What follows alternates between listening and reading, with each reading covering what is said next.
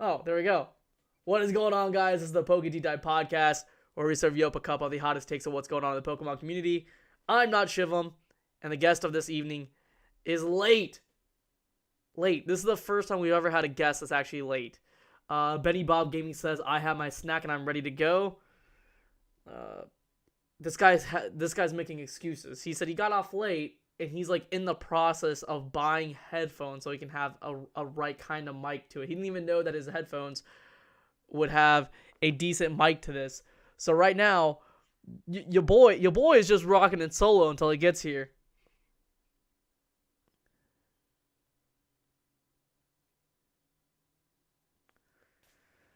Yeah, as you can tell, the camera is in a different angle right now. This is my streaming camera. So right now I'm using the Logitech camera, and I have my Canon right here, and it's ready to go for whenever Beehives gets here. So our guest for this evening is Beehives Poke Shop.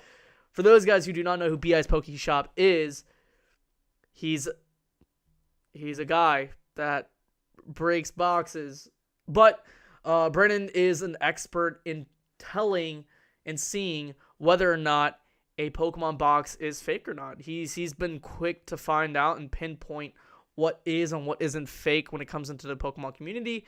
And so, yeah, we're just gonna pretty much wait till he gets here. But I do hope that you guys are having a good week so far. It's Tuesday already. It felt like a Wednesday today. He's very late. He said, quote, he said, I told you I got off work late. And I'm like, bruh, you know what time the podcast starts. And he's like in the process of buying a mic. And the funny thing is that I actually called him. No, I didn't call him. I asked him a few days ago. I was like, hey, you got a mic? He says, yeah, I got a mic on my headphones. I'm like, yeah, that should be okay. The man's just going out to buy headphones right now. And then it's probably going to take him like 5 minutes to figure out how to Bluetooth set it correctly. So, yeah. This is where we're at right now. Right now, your boy is rocking it solo as far as the podcast goes. There will be news in regards to myself and Yizzy, but I'm kind of waiting on the green light on him. So as far as that goes, I won't be answering any questions as far as that goes. But there's a lot of different stuff that's going on in the Pokemon community. He's calling me right now. What's going on, man? I don't know. I'm just currently live on the podcast right now. We're all like everyone here is literally waiting on you right now. I'm pulling up. I'm pulling in my driveway right now. Okay. So do you need my Discord? Yeah. So I on Instagram I sent you my username. So all you gotta do is just add me there. Yeah, just add me there, and then I'll call you. You get it?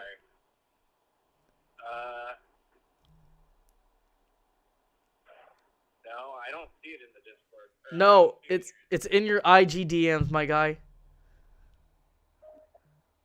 Yeah, that's what I'm looking at. It literally has my username right there in the DMs. Okay, I see it. Okay, not Shiv.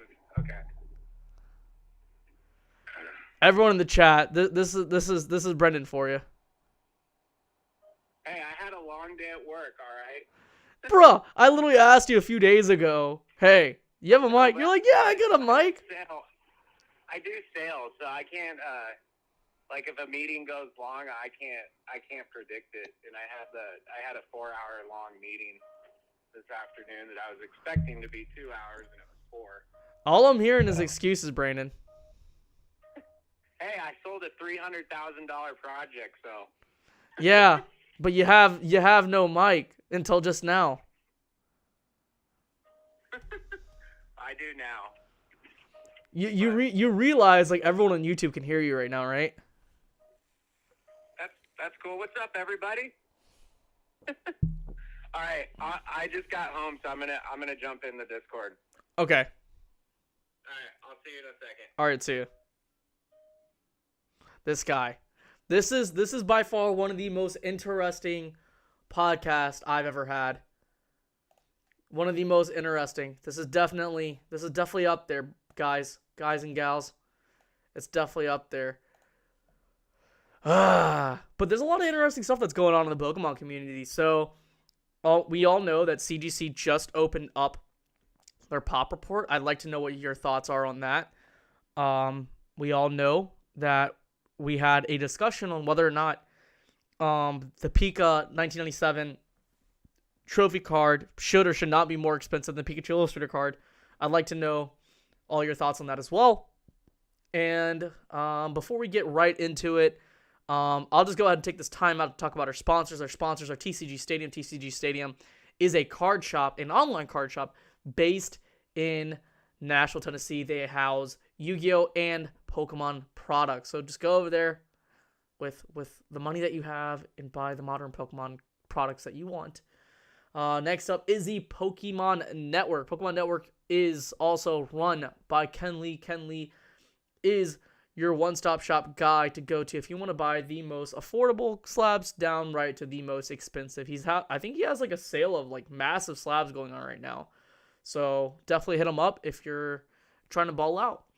Our third sponsor, I don't have a PNG of them yet because they haven't really sent me a high resolution PNG, but it's Double Infinity Gaming. Double Infinity Gaming is an online card shop based in Florida, and Julie and Will just pretty much do all TCGs. It could be Magic the Gathering, it could be Akora, it could be MetaZoo, you name it. It's downright to everything.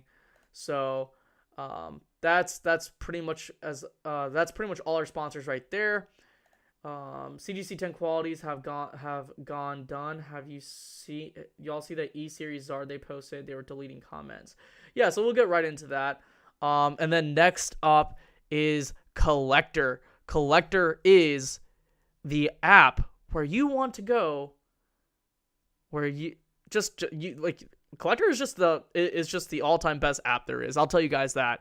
It literally has a multitude of different TCGs where you can log in sealed product or raw cards, and even master sets of all sorts, even Funkos and basketball cards now. So like that functionality is just so cool because you're able to track and see trends when it comes to certain product.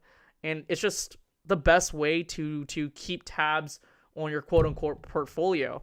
A few days ago, I saw some content creators say that treating collectibles as stocks just quite isn't okay. Like, people don't like it when people treat collectibles as stocks, or and quite frankly, I don't understand why I don't understand why they don't like that. I mean, well, no, just a word it correctly. I don't understand why they dislike people who do treat collectibles like stocks, right? If that's how people want to collect, that's how people want to collect.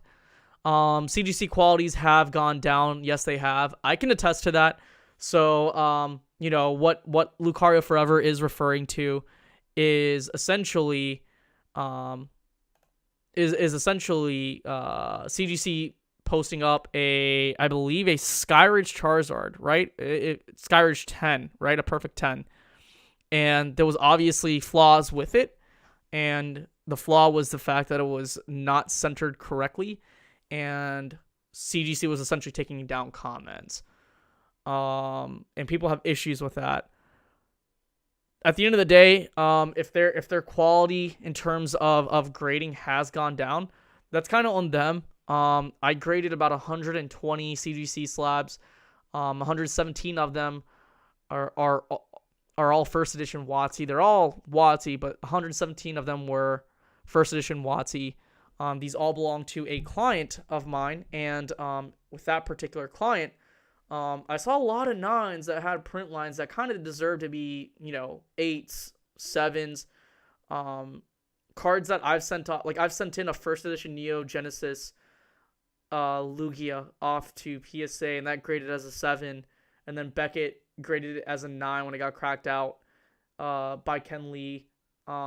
Similarly speaking, there were cards that were CGC 9s that had factory lines. So that's something that, at the end of the day, I think people really need to understand that there is a level of human error when it comes to these grading companies, and you're just going to have to take it for what it is, right? I think what most people need to understand is that they need to start buying cards. They need to start to buy the card over the grade. if they're looking at a 9 and they see a 9 and they see the quality of the card matches up to a 9, then yeah, sure, go ahead and buy it. Often at times you'll see lower graded cards that have really, really great condition. That's a great way of buying product. Basic Trainer says, I would agree that promoting collectibles as stocks investments is overall a bad message as so far no content creator is yet to be able to give enough information to teach their viewers on the subject.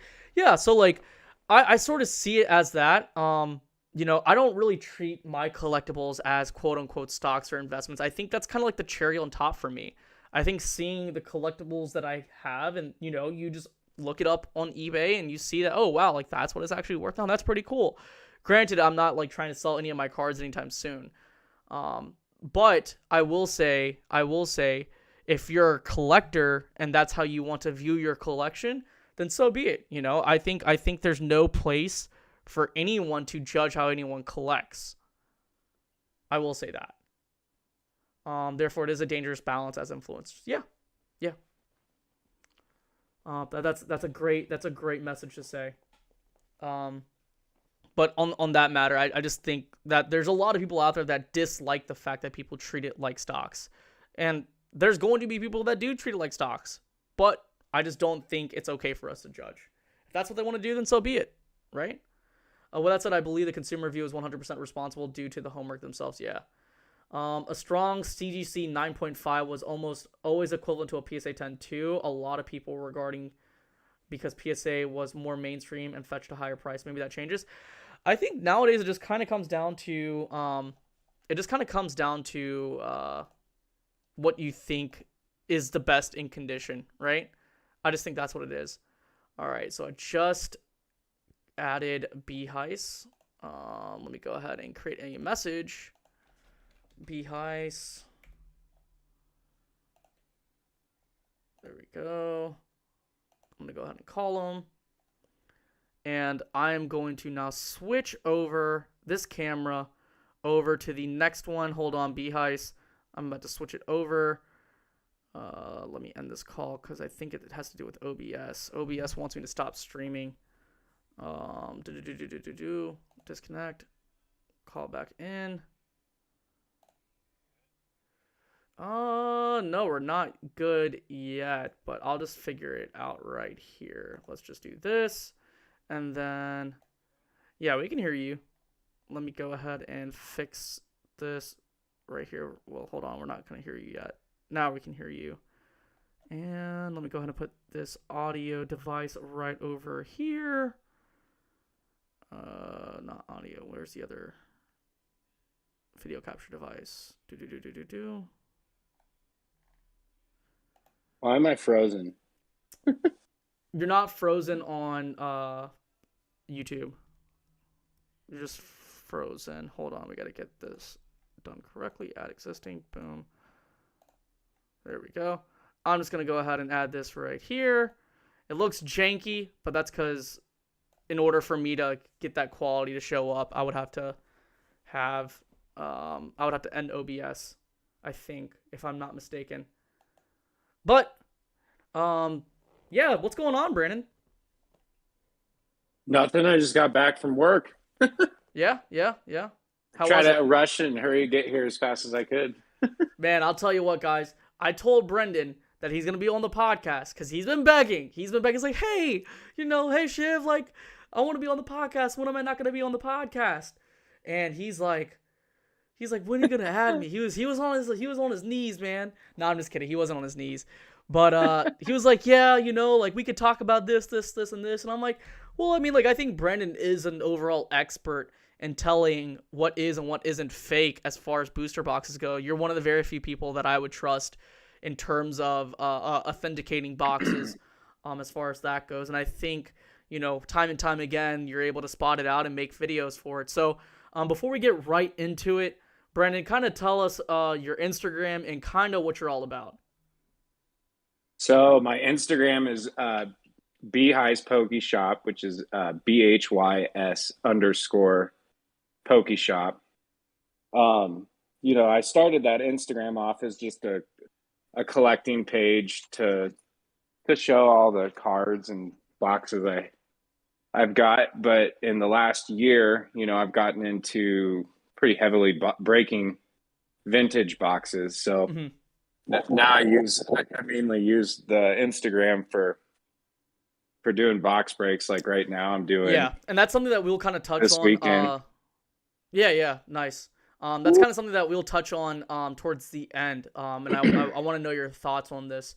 But before we get right into it, like I want to know what do you do or what can we learn from you where we can figure out what is and what isn't fake. Like I know often at times if someone asks me like, "Hey, Shiv, is this box real?"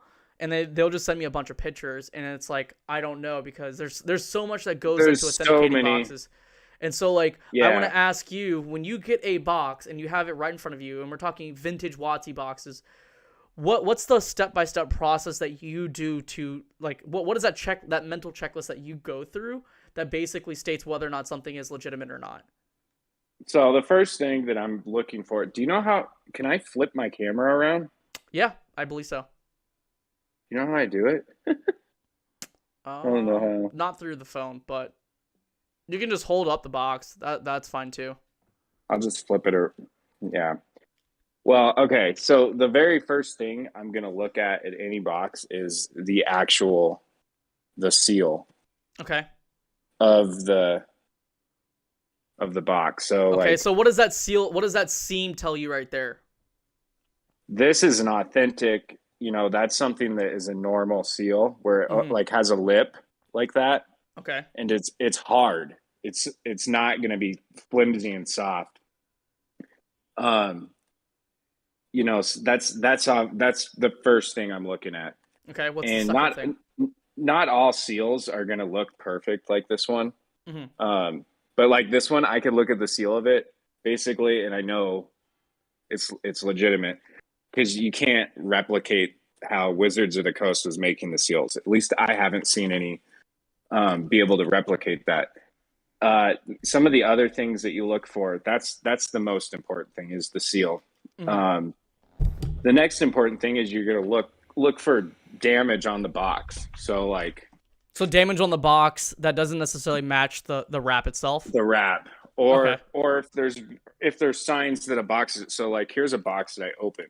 Yeah. Um, one of the first things that's pretty easy to see, you could tell that has been creased over Correct. right there because when you take this up, I wish I knew how to flip It my camera around. it creases up. Yeah. Yeah, so like when you flip this up Yeah. We can see it. and you open the packs and you push this up like this, Mm-hmm. that right there. Come on, get in there. When you do that, you're bending it. You're bending it like that. I see. So it'll leave a crease right there. That's one of the things you could look for. Because a lot of people will use just an open box and then reseal it. So there's really two types of reseals. You have a reseal box that somebody uses an authentic wrapper on the box. And they'll typically, like the Skyridge box that I just found that was resealed. Mm-hmm. I went over like 5 red flags of it like that. Did you get that box? Did you get that box to specifically show people that this is a fake box, or was it more so like someone sent you a fake box and you were like, "Hey, this X, Y, and Z." Oh, damn. Okay. Yeah, so somebody had bought that and they were middlemaning it through me and sending it to me so I could authenticate it. And like, yeah, so the second I got it, I was like, sorry to tell you this, but this is really fake. What was their reaction like? They were shocked. I mean, it had been in his collection for 15 months. Dang. So whoever sold it to him just basically got away with it. Hopefully not. We'll see. I can't really give out any information on who it came from or anything like that because no, yeah, of course. And it should be, yeah, we'll see what happens. I'll keep people updated on that once I find out. But I would have loved to open that box on my Instagram, but I had to send it back for them to open live. Of course. It's just it's always interesting because like oftentimes I see two people on Instagram who receive fake boxes, and they open it up and they're like, "Hey guys, this is a fake box," and that's you. Oh, And here we go. Figured it out. oh, there we go. Yeah, This will we be a have. lot easier to explain now. Yeah, you're probably gonna have to Um, bring the box a little bit closer towards your phone so that way people can see it. Yeah, there we go. yeah. So yeah, the seal. So that Skyridge box, the first thing that caught my eye when Yeah. I actually got it in person was the wrap. So it was an authentic. It was a legitimate Wizards of the Coast authentic wrap, but it was loose. Like Mm-hmm. I could like move it around. A lot of times on these boxes, you'll see like little wrinkles there. Like that's Yeah. a good sign. That's a good sign. Most boxes are like that. Like here's the other Neo Destiny. You could see all the crinkles on that side. Mm-hmm. Like you see when you see that, that's a good sign. Right. There's just like little indicators to look for like that. But anyway, so that one, the Skyridge, it was super loose. I could move it around. Yeah.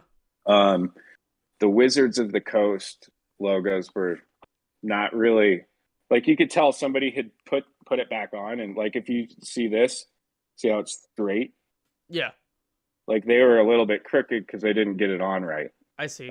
So like You when it could comes to see- boxes that don't have the Wizards of the Coast logo, what's that process like? Because I like that to me is like even more worrisome. So like whenever someone gets a fake first edition Shadowless booster box, and how a lot of them have become really like a lot of fakes have become really really good. What and throughout the past you've seen them and you're like, hey, I knew that was fake, or I said that it was fake, right? So like what are some of those indicators that you see outside of like let's say it's a perfect box, right? Let's say there's no damage on the actual cardboard itself. Let's say it's wrapped properly and it's using the same kind of original wrap that Wizards of the Coast used. What's the thing that you're looking for? It comes down to the seal. Then that's the only thing the seal, and then obviously getting it in your hand in person and feeling the wrap. Like this plastic has a certain texture. If it's an unauthentic seal, it's not going to feel the same. Have you ever come across boxes that are just kind of questionable to you, where it's like you don't know? Yeah, for sure. There's some boxes. I mean, if I had it in hand, no, there's nothing that I can't figure out. Right. So at that when point, you're looking at it on pictures, yes, there's like, ooh, I don't know. And sometimes you really just have to have it in hand. Yeah. To figure it out. So at that point, do you think that, boxes do need to be open in that case and point? If the box is questionable, you kind of just have to open it. But if it's like 100% or like in the upper 90% guarantee in terms of it being authenticated, you would just leave it alone? Yeah, if I have it in hand, I could probably tell somebody 99% sure if it's real. But yeah, I mean, I don't know. It's really up to the buyer. I would feel comfortable like if I get the box in hand and there's so many different things you could go through. You could squeeze it. Yeah. You could feel, okay, I could just tell those are sealed packs. Like that. So what really set me off with the Skyridge box, I didn't have to open it or anything. I knew it was 100% resealed without opening it. Right. I was going to look for there's box toppers in E-Series, and they sit in there like that. Okay. And you could peek down, and look in there and see what the box topper was. Well, I was pushing down, I couldn't find it. So then I start shaking it forward like that. Hear how that sounds. You could just hear it. It's packs hitting. Well, this one you could hear cards sliding up to the front and hitting the box. I'm like, oh God, that's not a box topper. That's a bunch of open packs that were put in here. Yeah. Are you also going out of your way to like actually bring in a scale and weighing out boxes just to get a correct measurement of the weight of each individual boxes, or is that something that you just don't do? Yeah, that's something, it can help. That's not my number one thing I look at though. Okay. I mean, obviously if a box is way heavier or way lighter, then that's going to throw up a red flag for sure. But really the main things I'm looking at, like when you don't have the Wizards of the Coast wrap on, fortunately that's only on Shadowless and first edition base. So that's a very small small portion. number. Absolutely. Yeah. You can tell by looking. So like Wizards of the Coast logos, they should be lined up like that. Yeah.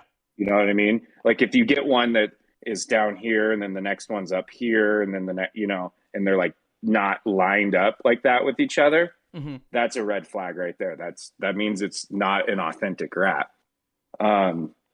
If you see it loose, that's another red flag. You could see it. Sometimes it'll get like this one. It actually is bubbly. Yeah. But like that Skyridge one, it was really bubbly. And the thing that was very suspicious about it, this is bubbly, but this is firm and hard. Right. That's what she Where said. the other one was, yeah, that's what she said. But the other one was very flimsy. Like I could take this. It was soft. It was like, so just honestly, a lot of times I'll take my thumb and I will feel the seal. Yeah. Like I've felt, does it feel good? It feels amazing. Like, so like, is your experience makes me want to cream my pants. Brent, you can't say that on a podcast. Come on, man. Oh, whatever. I've heard you say worse stuff. No, I have cursed before. Anyways, so like, it is based on your experience, do you see more WotC stuff being fake? Do you ever see like I don't know, maybe like early EX era stuff being faked or black and white era being fake? Like, do you ever see like as time progresses with these cards, does it become more and more difficult to fake more modern cards versus like vintage I think cards? I think modern is more difficult. Yeah. I haven't really seen a whole lot of modern. Yeah. And the nice thing about modern is you could peek into the side right here and see all the packs. That's true too. Yeah, yeah. When did they switch over booster box style? Was that after EX eras? Okay. Yeah. So then do you ever see fake EX era booster boxes? Me personally, I have not ran into one yet. Because I haven't. Does that mean they're not out there? No, I believe they're out there. I'm sure there are. I just far less for sure. Yeah, because I mean, like I think money as time goes on. There's money to be made in every aspect and every facet of this hobby, and so like things get resealed, things get faked, things get duplicated. Like I have a vintage toy where it was literally resealed because the bubble came off, and it's like I know the telltale signs of that. I didn't know what it was before, but like it didn't seem right from the jump, so I had to look into it. But that's very interesting. So this is a box that I broke, and this is so NeoGen is like this on all their boxes, at least for first edition. Yeah. I almost cussed. Okay, but see how that seal? It's like really thin. Yeah. Like if you see a seal like that on all sides, see it's not like that on that side or that side. Yeah. That's something to be alarmed about because that's not normal. But Neo Genesis first edition on the Slow King side, every single one is going to be thin like that.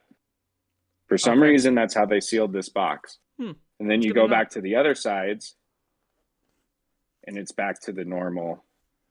That sketched me out on my first Neo Gen box I broke. Okay. There's just a lot of intricacies that you can start to realize, like Neo boxes in particular. The Wizards of the Coast wrap is on the bottom. It's on all sides. Like here's my Neo Destiny. It's on the bottom. I think this one even has it on the bottom too. Huh. So like when you see stuff like that, it's like, okay, is a resealer going to go through the trouble of actually finding another Neo wrapper, Yeah, like that has to be tough. I guess like my question is like people like myself and then the average collector probably has little to no experience with vintage booster boxes such as these, right? Like if we come into contact with one, it's just probably just once, right?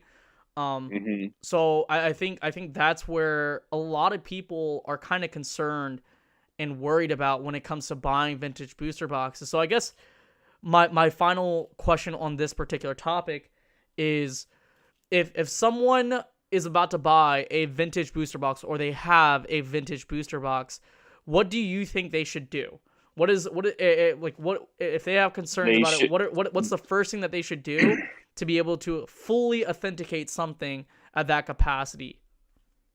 the Like if you could give a seal. message to everyone out there on YouTube, because we are going to clip this particular part up. If you could leave one message for people out there who are, they see the Pokemon craze that's going on, they see how much money's involved, they have the level of liquidity available to be able to drop on a booster box. What are you going to say to them first of all? Like if you have a friend that says, "Hey, Brendan, like I'm about to buy a first edition Neo Destiny box. What do I need to do?" Okay, well, first thing I would do if they're not knowledgeable is ask somebody that's knowledgeable. Like you could always message me and show me pictures, and I'm always happy to look at things. That's going to be the best thing to do. Ask somebody that has a ton of experience. Who else would you they'll be able say? to pick up. Who else would you say is also just as experienced as you when it comes to authenticating booster boxes? Um, Anybody that breaks a lot of boxes, I feel like it should be pretty experienced. I hate to say it, but I wouldn't say Charizard King would be all right. I'm definitely better than him, but he would be God. okay. No. The shade. Let's see. I don't know.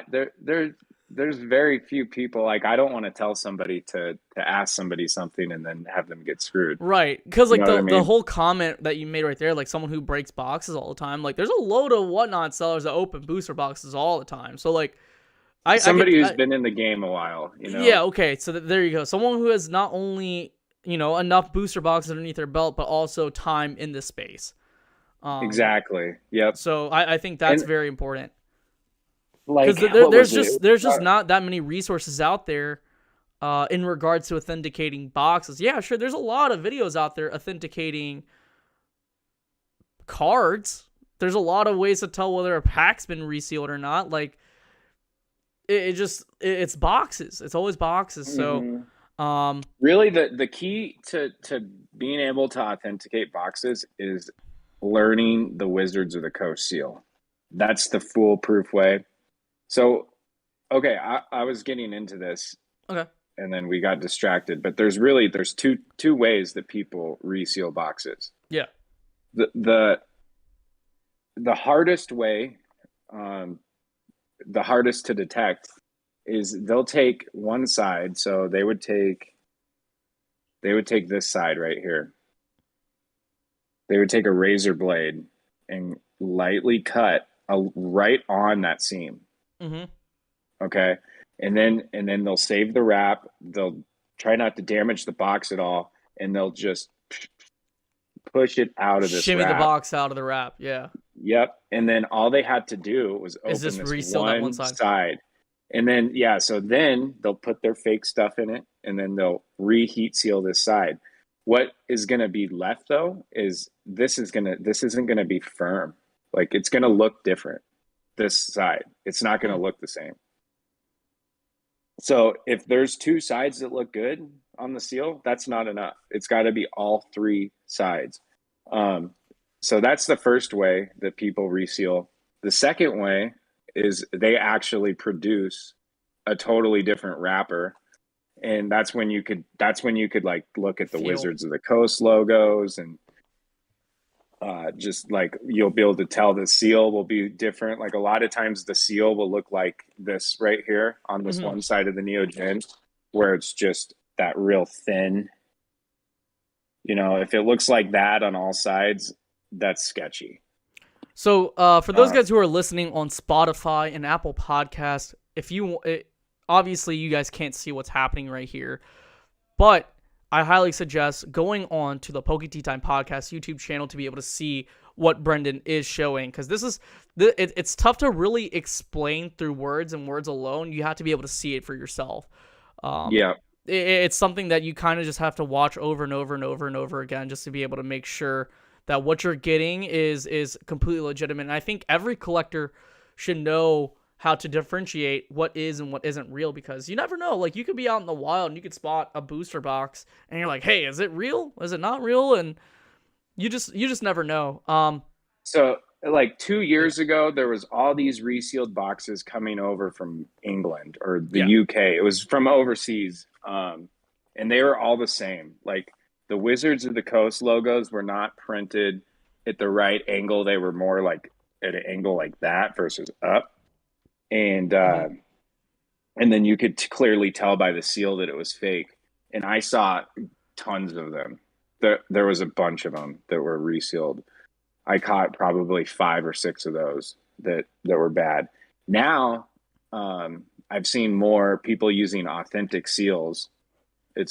I've seen more of those, but Yeah. just recently now, there's been a whole handful of them that are coming out that are god awful reseals. It's literally, I don't know what kind of seal you would call this, but the other one is an H seam. So there's a seal coming down this way, a seal coming down this way, and then a seal that way. If you Yeah. see any seal like that ever, It's fake. you know 100% it's fake. Yeah. Wizards of the Coast did not seal their boxes like that. Yeah.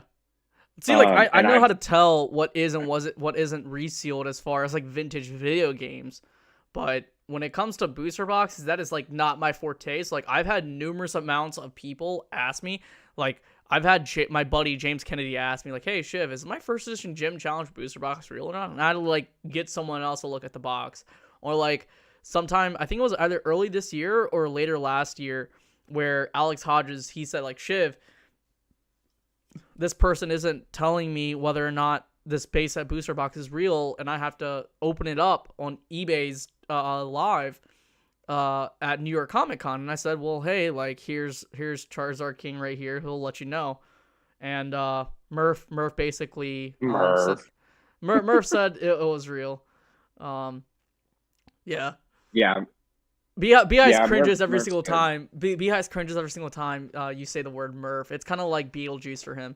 But this kind of like segues into my next conversation. So, obviously you've been in this space for a long time. You're an OG in this space. You've been in here for quite some time now, and you know, you and I have seen the rise of Whatnot in this particular space. And we've been around before Whatnot was a thing. We've done sales before Whatnot was even a thing, in any way, shape, or form. So like, I guess but you, in comparison to me, you've done way more sales than I have prior to Whatnot even existing. So I guess my question to you is, why are you not on Whatnot, given the type of booster boxes that you do have, and don't you feel like you're missing out on that level of notoriety there? So like, I just want to know why you're not on that platform. By the way, we're not pro or con Whatnot here. We're just having a discussion. Well, honestly, they left a bad taste in my mouth because I tried to get on there when they first started, and they were ignoring me. Mm-hmm. And so they kind of missed the boat on that. Then I said, all right, whatever. I've been on Instagram for a long time, and I've Yeah. built my name, and so I kind of figured, well, I'll just do it on Instagram. And I'm able to do it on Instagram. So, and then once they see me breaking all my boxes, then they start coming after me and trying to get me to come on the platform. So that whole thing really it left a bad taste in my mouth. So I don't really want to use them. I guess I don't need to really. I would rather do it on my own, honestly. That's fair. I see a lot of sellers who used to sell on Instagram or outside of Instagram who do go on Whatnot and solely sell on Whatnot. Do you think it's kind of made them lazier?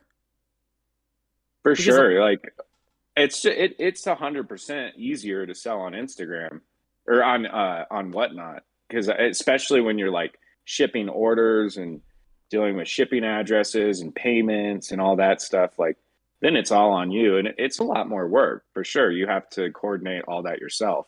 But I think the pro to that is that you're able to still have that consistent amount of consumer base come back around, right? Like with Whatnot, it's more like a giant online mall where every person is window shopping, and they'll follow you, but they won't ever come. Like they might buy one thing, but the chances of them or the likelihood of them coming back is very difficult to say. Whereas like if you're doing breaks like yourself on Instagram, or if you're doing, or like Murph is on Instagram, or if you're doing it on YouTube, or if you're doing it on Twitch, I feel like if you have an established community or following, large or small, I feel like those people are going to continuously come back, especially if you have decent For product. sure. And it's so much easier to build a relationship with somebody because I don't just like sell packs to people and forget about who they are. Like mostly everybody that I sell stuff to, you know, we're all friends. And and Instagram is easy to communicate with somebody where whatnot, you can't even open up a message. You That's have to true. get the person on Instagram to even talk to them. Hmm. So that's something that I really love about Instagram versus whatnot is just the ease of communication and you know just send me a message, you know, video call me, whatever, you know what I mean? That's Yeah. something that's a lot better. Yeah. But yeah, and then, I mean honestly, the main reason why I'm not going to use whatnot is I don't like auctions. I don't feel like booster boxes being broke should be auctioned off. They should be sold for a set price. And then you have, I just see a lot of cringe stuff happen. So when you break your booster Um, boxes, are you still getting your margin on that? So you're obviously selling above market value whenever you're breaking these packs for correct like 20-30%.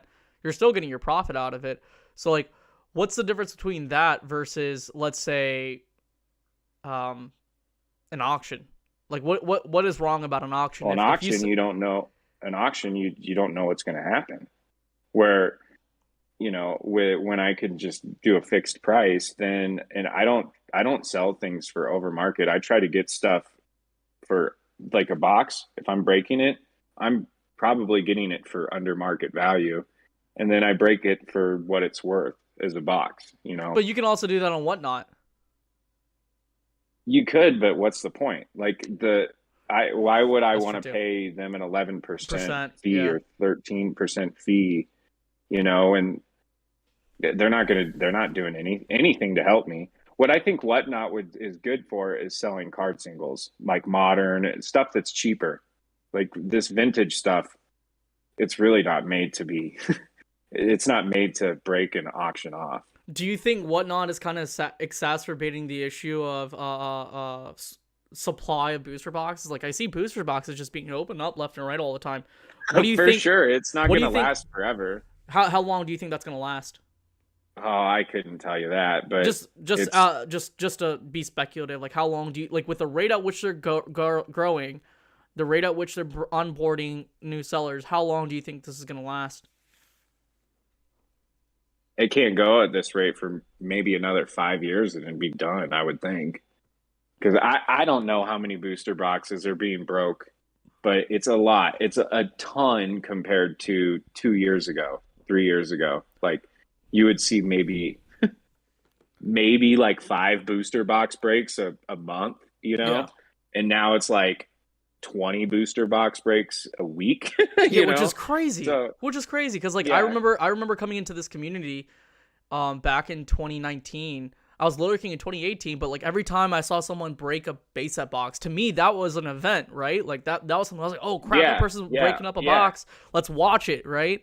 yeah. And now Yep. it just happens so often that it's like, oh, it's Now just it's another like base set there's three a box. week, a base set or whatever. Yeah, or like So there's like five fossils or five jungles. it It's just really has kind of like I've kind of been surprised though. It's like, holy cow, there's really like that many out there still. Like I did not like honestly, if you would have told me as many booster boxes being broken right now, I wouldn't think there would even be hardly a supply left, honestly. mm. Like so and I'm starting to see like the box market, it's starting to dry out right You now. think so? Like Is it's that getting why? oh, Is is that why for when sure. box prices bottomed out and now we're seeing an uptick? Is that why it's getting that uptick? Because people are kind of concerned that the rate of which the boxes are being opened at is kind of getting to where it's For sure. questionable. I mean, it's just there's less supply and there's still a lot of demand. You know, it's just basic economics. But So I'll for tell you, people who do like have high end cards, high end vintage singles and slabs, uh, with relatively high grades and just sealed product, what does that mean for them? Like, is whatnot actually making that quote unquote investment look good? for like PSA 10s, or say that again? So like obviously you're a collector too, right? You have a numerous amount of boxes, you have sealed product, and you have high grade cards. You might not like Whatnot, but is Whatnot a huge boon for you because you have what you could say, like, you're, as a collector, you could say that you want more, obviously, but you know, if someone were to say like you can no longer get anything, I feel like I feel like someone like yourself would be content considering the stuff that you currently have. Yeah, it's Would gonna you make be it go up okay? in value. Would you be okay as a collector knowing that Whatnot is making your overall stock go up? Basically, I mean, yeah. I mean, me personally, I've never broke a single one of my boxes in my collection, and I don't plan on it. Mm-hmm. Because I mean, the box prices right now, sure, you could say they're high and they're inflated or whatever. I guarantee you, you wait years from now, you're not going to think that anymore. Like, No. sealed product steadily goes up. We saw a correction because Logan Paul came in and COVID Yeah, happened. it's a rubber band effect. So it didn't go up like that, then it went like that. And Yeah. so that correction happened. We're past the correction now. Yeah. Yeah. And now it's just now there's going to be a point in time where people realize, okay, there's really not that many of these left now because they've all been opened. And I mean, a long-term investment, a good long-term investment is a sealed booster box, especially something like Neo Destiny or Legendary Collection or Sky Ridge. You know, some of the lower populate, the EX series, they're all great because they're low population to begin with. Mm-hmm. So there, I have a feeling there's going to be a point in time where it goes straight up again because people are going to realize there's not that many left. Right. So I guess we're not to that point yet. Yeah. Right. So I know that in the community right now, there's recent talks, because after the whole Logan Paul incident and after, you know, him bringing out Liquid Marketplace, there's talks about whether or not it's okay. And I mean, this topic has been discussed through and throughout, you know, the hobby for like the past 2 years now. Do you think it's okay to look at your collection as a retirement plan or an investment? Is that okay? Yeah. I mean, I don't see anything wrong with that. Do you think it's wrong for people to look at their collections as like something as like the stock market? No, I don't think there's any. I mean, it's what you personally want, you know. I don't think there's a right or wrong way to look at it. Correct. People are going to have that was my answer too. Yeah, people are going to look at it differently. Like, some collectors might be like, "No, it's my precious baby. I just want to keep it until I die." Like, that's awesome. Like, there's nothing wrong with that. Some people might be like, it's a long-term investment. I want to sell it 20 years from now. You know, that's perfectly okay. I had a guy on Twitter actually, and I posed this question on there as well. And he said, like, you know, it's cool to have a collection. You don't want to sell it until a situation actually happens where you have to sell it. And for him, it was having a newborn, where it's like, do I keep, you know, this Charizard card versus, you know, buying diapers? or buying diapers. Like, there's so many different things that happen in life where it's like you might have to sell it, and at that point you're like, at that point when you sell it for a large sum of money, you kind of are thankful that, you know, your collection has gone up in value at that point. Like, you're like, hey, you know, my collection, you know, kind of saved my butt right there. But yeah, so I guess it's a good asset. It's a good asset to own. You know, it's you can't own a house, then own some Pokemon boxes. Yeah, Matt said, hey, put all your money into Pokemon. Lucario forever. He said, put all your money into Pokemon. That's what you said. So I guess my next question is I did. I know that you're consistently doing box breaks, and I know a lot of people do want to get into box breaks. Me, I'm not really the type of person who likes doing box breaks. I've done it, you know, in the past as far as like modern and all this jazz. You know, I've been a part of like box breaks with Whatnot, with Serenata and stuff like that, as well as like the whole heritage thing. Like, it's just not my thing. I like seeing the cards for what it is. It's just that as a collector, I don't really like opening things. I think that's what kind of like makes things for me, kind of put Cringe. off. More It's not cringe, really yeah. cringe. It's just more like, man, I'm really opening. Like, when I was up there on stage in Orlando, and I had just opened up 3 beta Magic the Gathering packs, the person next to me was like, Shiv, you realize how much these packs go for, right? I'm like, no. He said they're $15,000 a pop. And I'm like, at that point, I kind of got like sick to my stomach. It's like, wow, $45,000. Like, just to give you guys a frame of reference, right? Where I live, the median salary for the city that's like literally 5 minutes away from me is $23,000 a year. And just the county alone is $43,000 a year. I said, you're telling me that these 3 packs is the average salary for someone who lives in my town? Yeah, that's crazy. I don't think I could do that. More than a teacher, and it's just kind of it's like at that point, like, it's like, dang, this is wild. Like, I get Yeah, it, that's I get crazy. it, I get why it's so expensive, but like, dang, it's just it puts a lot of things in a frame of reference. I guess with this hitting the 51-minute mark, I do want to go to the gym, but I want to kind of ask a few questions. I know a lot of people in this space do want booster boxes. They do want to find booster boxes. They do want to find high-end product. I don't know if you're allowed to tell us, but what's your process of being able to source out these products? Do you just have people who just message you randomly, say like, hey, I have this, and then they just see what you're doing? Most of where I get my boxes from are from friends that I have met and I've known for years. That's my number one source for sure. So is from that a Instagram. consignment for you, or is that you just buying it off of them and then making your buck off of it? I've done both. I do Okay. both. I'll do consignments or I'll buy it. I prefer just to buy it. Mm-hmm. But I have done consignments. Another really good place to get boxes is eBay because they offer buyer protection. If it is fake, you're gonna get refunded, or if you think it's fake, you'll get refunded. And then I would say probably third or tied with that would be getting stuff from auction houses, and they need to work on authenticating their boxes a little bit better. Yeah. But they'll stand behind what they sell you. They have to. Mm-hmm. So if you get a fake box from PWCC or Golden or Heritage and it comes in the mail and it's fake, and you just tell them and return it, and they should refund you. They should be hiring people though that can authenticate boxes like that, so a fake box doesn't ever go up for auction. Okay, I just heard a story the other day.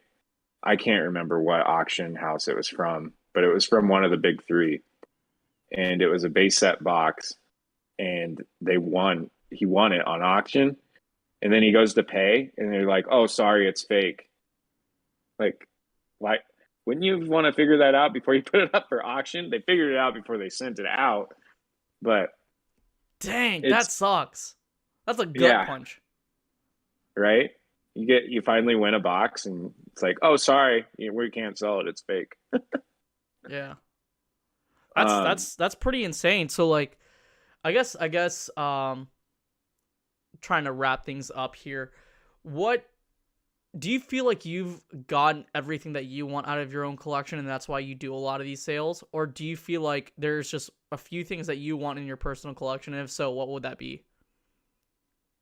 I definitely want more boxes. I would like to own base set through Skyridge, basically sealed. How far along are you on that? I'm pretty far. I did have to sell. I had to sell my gym challenge, but I just got another one, but I'm probably going to break it. But I'm like halfway there, basically. What boxes are you missing? So, the E series, I'm missing Neo Genesis, and then I'm missing Gym now, Gym Challenge and Gym Heroes, and Pretty that's hefty. basically it. Yeah, I'm Pretty missing hefty some chunk. big ones, but I have some big ones too. So I'm like halfway there. I got half the big ones out of the way. I So mean, yeah, E series boxes are hitting a huge jump. Like I know our good friend Don Diego Trading. Happy birthday to Don Diego Trading. She just bought a Expedition booster box for like, what was it, like $22,000? yeah, that's a good deal. That's crazy. That's a pretty good. Most people are asking like 30. And Do for I the think it's longest time, worth it was an 30? No. underrated. I mean, like for the longest time, like you know this, like for the longest time, Expedition was a very undervalued box in comparison to Aquapolis and Skyridge, right? So Yeah, it's for just sure. it's massive. Like it kind of makes me regret trading my PSA 9 Expedition Charizard to Ken Lee at that time back in fall. But I mean, I got my first edition out of it, so it's whatever. Yeah, that's it. I think that's the lowest population Charizard in all of Wizards of the Coast is that Charizard That for PSA PSA 10, 10s. it's like in the 50s, right? I'm not sure. I'm talking about like total cards of it graded. Oh, okay. And I think the PSA 10 is the lowest pop. And I'm pretty sure the second lowest pop would be this one right here. Is it LC? hmm Yeah. That's a I stunning think card. I think the last time I looked, there was 1,300 total graded. Yeah. Which you look at like base set, there's like 25,000 graded. Yeah, for 1,300. yeah. Which is Um, crazy. I mean, like, you know, it's that's one card that I've done like middlemans for, and it's just always exciting to get that card in my possession. Like, that's one card that I this love getting because it's also easy to move. It moves quick too. Like I remember getting one this in is Houston. one I'll probably take to my deathbed. Really? Hmm. Yeah, this is one I'd probably never sell. What does that I one go mean, for now? honestly, I think it just sold yesterday for 13,500. I think it was yesterday. So yeah, I would say 13 to 14,000 probably. Makes me want to consider trading my Beckett 9 versus Shuttleless Charizard card for 210s with Yeah, some you cash. should. Nah, I'm not So gonna I do that. mean, I collect. These Neo. are what I like to collect. Well, no, Yeah. just like and Jim. I love Jim. Jim is one of my favorites. Shadowless. But my boxes are more investments for Hmm. me. That's how I look at them as more of an investment. This is what I buy to collect. Like Okay, this that's is fair. this is That's actually a this is very like interesting take. So like why is it that you consider your boxes as an investment versus the actual cards? because it's a better investment. A PSA 10 is only going to go up in population. Uh, you know, a box supply is only going to go down in population. Right, but like as that So population goes down, right? Like let's say first edition base, like we start getting the feelers out there that hey, there's only this much left, right? With that known information, don't you think that more and more people are going to have diamond hands? Because like in the past, like in 2018, 2019, chase cards have always followed the same trajectory as box prices. yeah, PSA 10 and box prices are pretty level for sure. Yeah. So But like still, just cuz just I cuz like think a let's say there's only one safer place box to put left. your money is a box. Right. But So like let's say there's only one box of let's say Neo first edition Neo Genesis is, right? Like left, right? Let's say you're one of the very few owners that owns a PSA 10 first edition Neo Genesis Lugia, right? Let's say everyone catches wind of that. Don't you think every owner of a PSA 10 first edition Neo Genesis Lugia is going to have diamond hands and hold on to that card unless they get a stupid good offer? yeah, yeah, they're both good. Um, but like I said, I mean, the boxes can only go down in supply. I'm They just trying to can't make a go up. point that I would like for me as a collector or just as an investor, I would much rather own the card than the box just cuz like you open up the box to get the card, you know? Yeah, but a PSA 10 first edition Lugia is worth more than what the Neo Genesis box is Box worth. is worth like what, I 2x? would rather, I would much rather own two boxes than the Lugia, me Really? personally. Hmm. Oh yeah, not even. Yeah, but you're comparing the worst because I hate Lugia. So Get out of here. Go home, man. yeah, that whole honestly, Neo Gen is my least favorite set You love out of Neo all the Destiny. You're Neos. all about Neo Destiny. Neo Destiny is the best. Like Neo Destiny, I'm breaking that hopefully on Friday. I think I have once we get to 18 packs sold, I'm gonna break it. And right now we're at 8. So What is it? What is um, it about? What is it about Neo Destiny that you like over all the Neo era sets? the Shinings, Really? 100%. It's just it's an OG Shining. It's the first Shinings, made. Well, I guess Neo Rev too, but that's where the Shinings came from, Do and you it's love the just Neo such a Rev shining? unique. Do you love the Neo Rev shining pattern over the Neo Destiny shining pattern? No, Really? You don't like the? You I don't like like the? Destiny Dang. because the Neo Rev there's nothing special. It's just another hollow, where But the it's Neo Destiny is its own unique card. Like that's the first time they ever made a card like yeah, that. but It's Shining made Legends. So completely do you different. like Shining Legends? I love that set. Yeah, I think Because it's a it's sweet very set. similar. It's exactly the same Yep. thing. And I'm just waiting for them, and I don't know why they haven't done this yet. I thought they were going to do it for the 25th anniversary, Uh-huh. but reprint some of the Shinings like they did Neo Destiny. Like it's a home run waiting to be hit. I mean, I think Like we that would saw be such a I mean, like sweet set. they saw the success behind Hidden Fates, so of course they brought in Shining Fates. So like it's only natural. Like Hidden Fates was a home run for them. Oh yeah, for sure. But imagine if they brought in a reprint of Shining Charizard, or just like they could even make new Shinings too. Yeah. Just but make it like the same way. But man, it would just if they made a reprint of Neo Destiny, oh my god, I would spend so much money opening that. Are It'd you be are you stonking on Shining Legends because of that? Like is that something that you like having? Like do you have a lot of I that? don't have no, I honestly I don't have any modern at all. That's kind of That's something I've never got into. that's kind of actually interesting just cuz the foil pattern is exactly the same as Neo Destiny. It is 100% the exact same. Of Shining Legends, yeah. Yeah. I used like when I first got back into Pokemon back in 2016, it was Evolutions and then Shining Legends, and I think at the time, what was it? I think it was Dragon Majesty. Those were like the 3 sets that I was opening the most. Dragon Majesty had like just came out, Mhm. but you could still get Shiny Legends and Evos Right. and Target. And yeah, dude, I fell in love with I opened up a ton of it. I opened up a ton of Evolutions too, just because it was so nostalgic. But like as far as me like collecting cards and stuff, Mhm. I've sold all my modern. Like I put all my money into vintage Vintage, because yeah. it's what I love. Yeah. It's what I grew up with. Sure, I open modern sets for fun, but Yeah. I don't really like try to collect a Of full course. set of Brilliant Stars or something like that. Yeah. Uh, where I collect what I love, What's and what I love is what I did when I was a kid yeah. What's from the one nostalgia. card?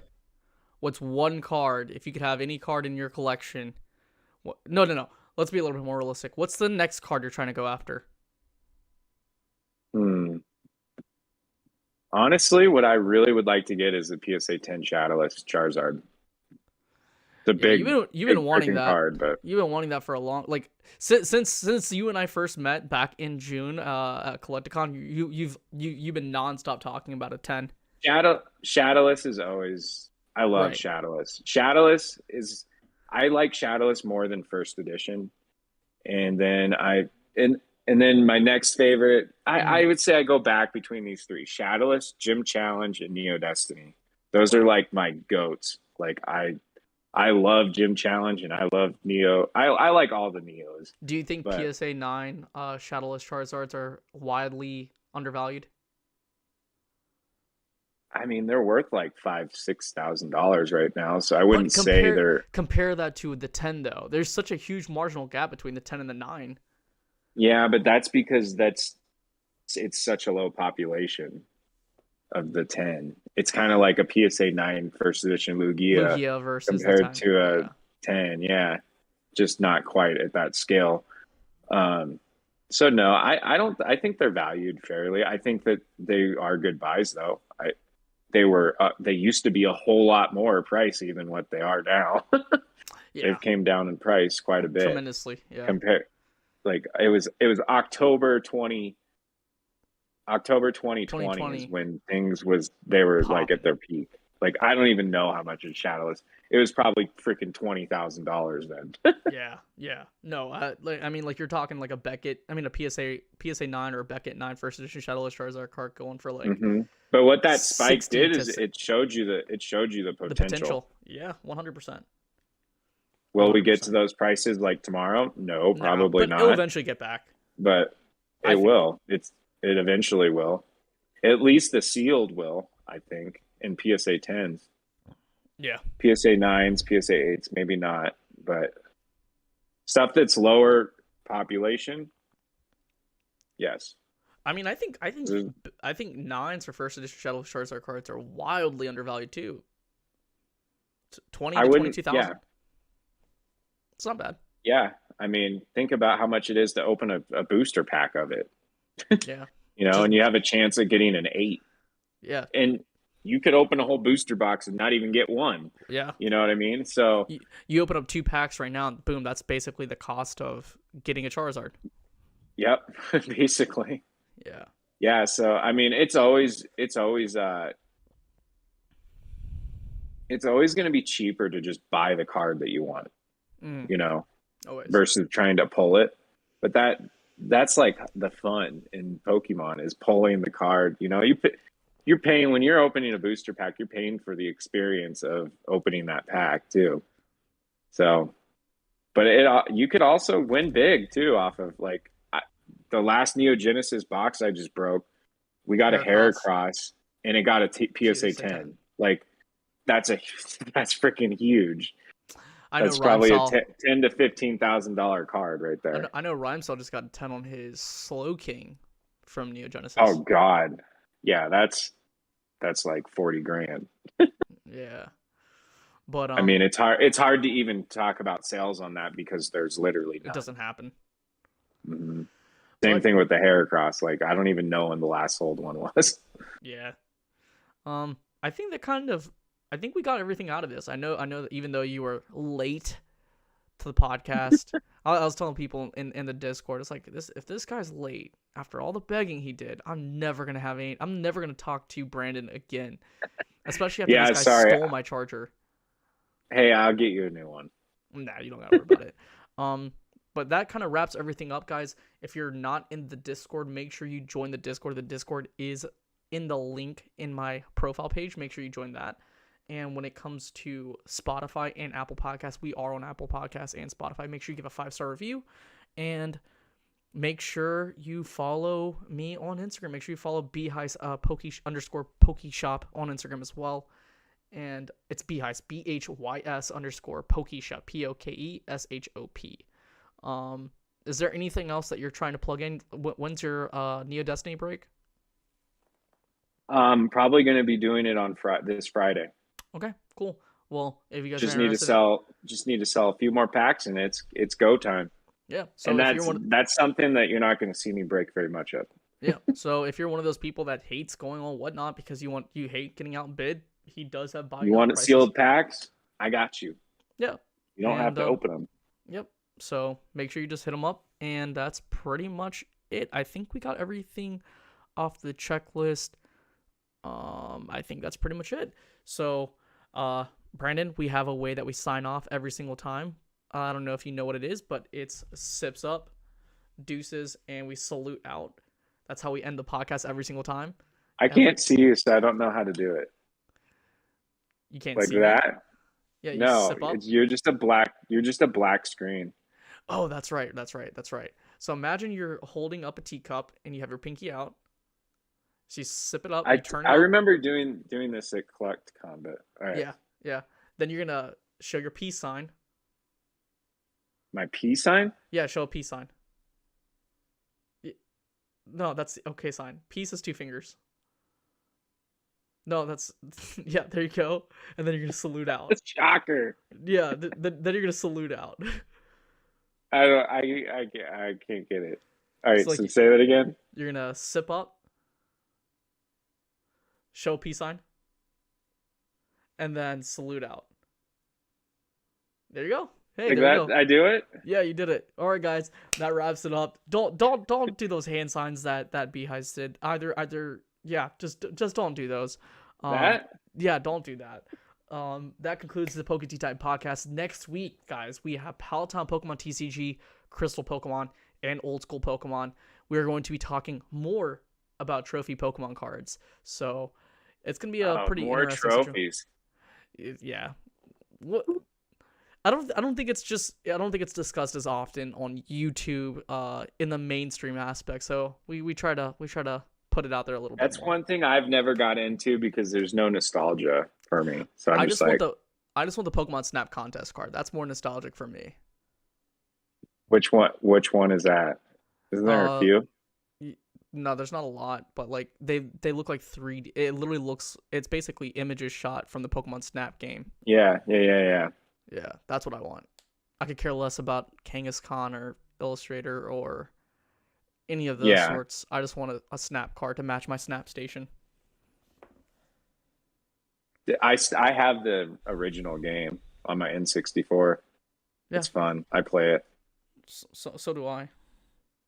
Yeah, on your game, your little I don't know. It's like an arcade game.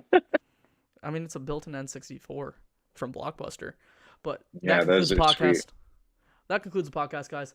We will see you guys All right, on the next one. Thanks for Brandon. having me, Shiv. Yeah, appreciate it, man. And All right. we'll see you guys on the next one, guys.